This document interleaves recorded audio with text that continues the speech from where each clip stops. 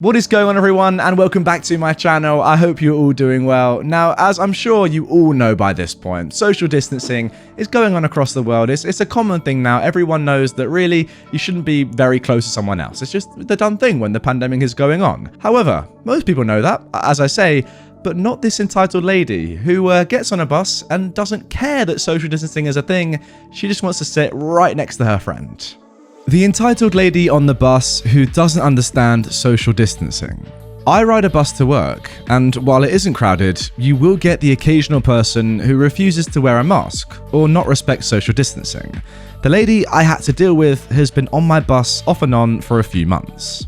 She usually travels with a friend, and by the time they are picked up, they can't sit next to each other. On this day, I had moved some stuff onto my lap to make room, but that wasn't good enough for the lady. She starts sputtering something in Spanish to her friend, who then looks at me.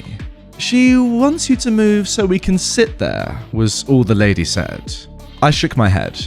The lady then spouts something else and her friend translates. "Then put your stuff in the trash. It's in our way." I said no, these are my work uniform and my lunch. No, my stop is 3 away, she can just wait. I'm getting annoyed at this point, because each time the lady would talk, she would insult me, or say I'm in the way, that these were her and her friend's seats. I start to listen to my music to drown out what she is saying and her friend's translation. One stop away, I remove my headset, and the woman translating is asking if I have kids. When I answer no, the lady who speaks Spanish is laughing and tells a guy across from me something. He gets visibly uncomfortable and says, in plain English, "If you don't like someone because she is bigger than you, get off the bus. She hasn't done a thing to you. I'm so sorry, miss. Apparently the only gringo here is her." I was confused for a minute, and the man said that she had called me lazy and good-for-nothing white girl who may as well be racist for not moving. I was confused and told my fiance later, who is Hispanic mix, who started laughing. Maybe I should ride with you if she's so offended. I haven't seen the woman or her friend until today. I am still confused. Yeah, a bit of a strange one that. I kind of get the impression that this entitled woman was thinking to herself, just because I'm speaking in a different language to the one that's commonly spoken here, I can say these horrible things that, OP is not going to understand because I'm speaking Spanish. But just because you're speaking in a different language, it doesn't mean you can be just horrible to someone. I mean, come on, that's ridiculous. You know what, I'm super happy for you, OP, that this guy who, was listening to this woman at the same time as you, but was understanding what she was saying, actually fought back a little bit and said, you know what you're saying here is legitimately ridiculous. OP is doing nothing wrong. You're just being entitled and frankly really rude to her face, just in a different language. And no, you can't get away with this. It's horrible. Now moving on to our next post. Entitled aunt calls CPS on my father after he refuses to co-sign for her new car. This happened back in 2006, so some of the details are a little fuzzy. For some background, my aunt tends to go through cars like you wouldn't believe, and had just ruined her 30th car. 30th car? Yes, that's 30. Wow. My grandmother, her mother, had offered to give her my late grandfather's car, since my grandmother no longer needed 2 cars. But that wasn't good enough for my aunt. She had her eye on an overpriced 7-year-old red SUV with a ridiculous amount of miles, and because of her financial situation, she needed someone to co-sign to get a loan for the car. My grandmother, who had lost her husband not even 2 years prior, had no interest in co-signing for a new car that would probably die before it was paid off. So, at Sunday dinner one week, my aunt asked my father, her younger brother, if he would co-sign for her car loan. My father basically told her, "No way in heck. If I co-signed for a car for anyone, it would be for my 16-year-old daughter, OP, not you. Take dad's old car," which triggered a major fight between my father and his sister, which ended in my aunt screaming, "If you won't co-sign for my car loan, I'll call Child Protective Services because OP is sleeping on a mattress on the floor."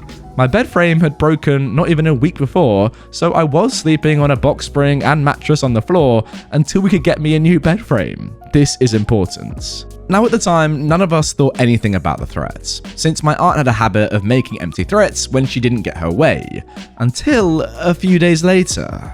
A few days later, I got called down to the guidance office in the middle of a chemistry test for an urgent matter. When I got to the office, I was led into a small room with the school's social worker and another woman. The woman then asked me, "Hello, OP. I have a few questions about your living arrangements." She asked me questions like, "What's your home life like? How do your parents treat you? Are you happy at home? Do you have your own room?" etc. It wasn't until she asked, "How do you sleep at night?" that I started to mentally piece things together. And I asked, "What is this about?" The woman hesitated, but eventually told me, "We received an anonymous tip that your father is forcing you to sleep on the floor. We want to know what that's about." And that's when everything clicked and I became livid. So I told the woman, "I'm not being forced to sleep on the floor. My bed frame broke about a week ago, so I'm currently sleeping on a box spring and mattress until my new bed gets delivered." I'll bet you any amount of money my aunt was the person who made that anonymous tip, because my father refused to co-sign for her to get a new car.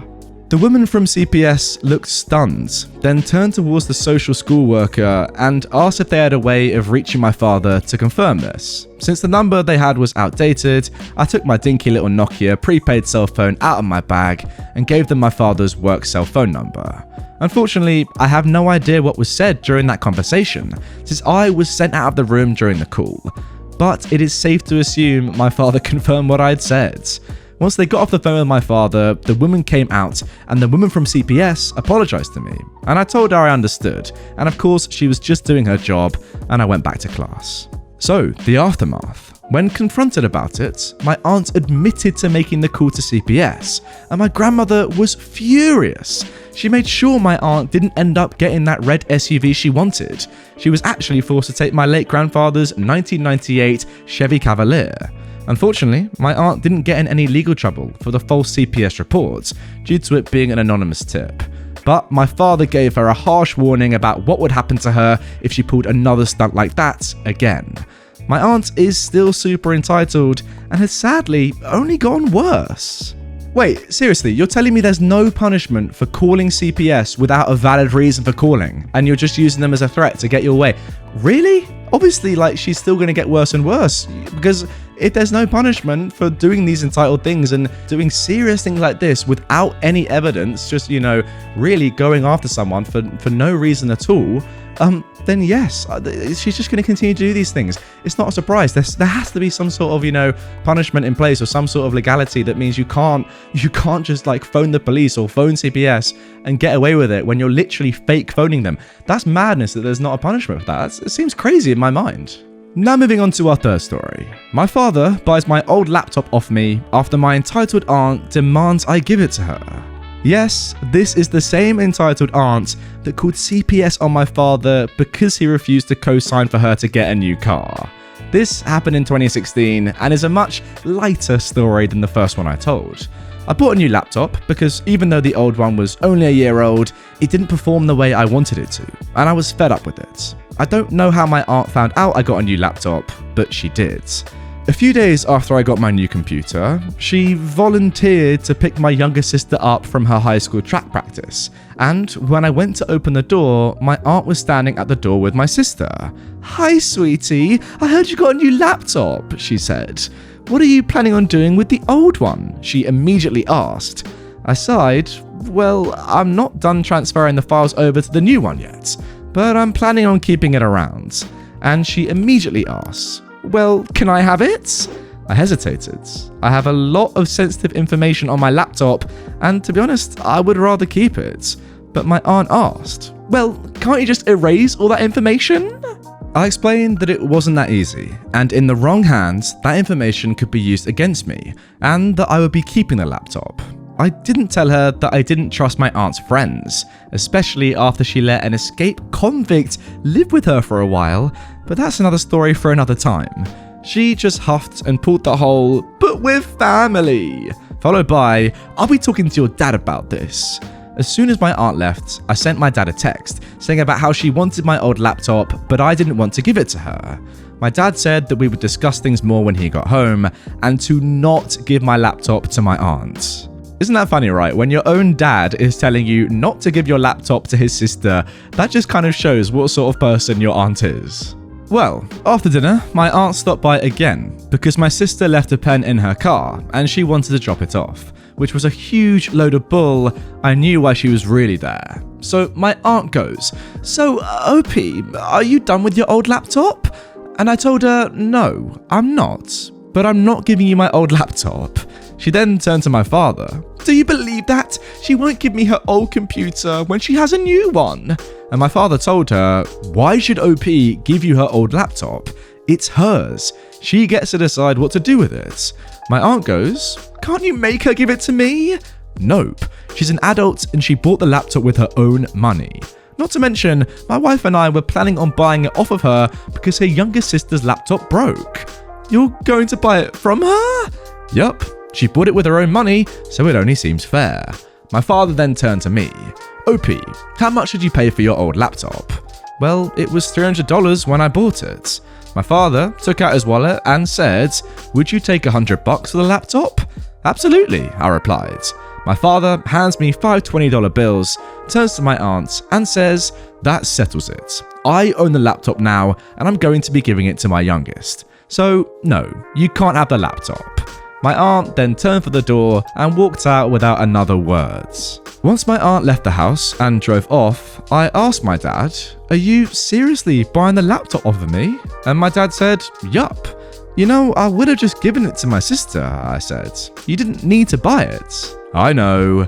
I thought at this point that my dad was pulling my leg. So I get to keep the money?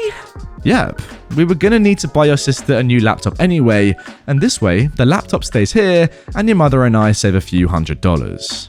My aunt did something similar a few weeks ago, and asked if she could have my old phone after I got a new one. After I pointed out that my old phone would only work on the "Can you hear me now?" good network, and unless she had that service provider, the phone would be useless, my aunt dropped the matter. Well, yeah, as I said midway through the story, it's pretty clear to me that if your own dad doesn't even trust his own sister, then yeah, OP, you definitely shouldn't trust her, and she's clearly a strange woman, let's just leave it at that. I do find it very, very weird that your own aunt would literally just try and use you all for her personal gain.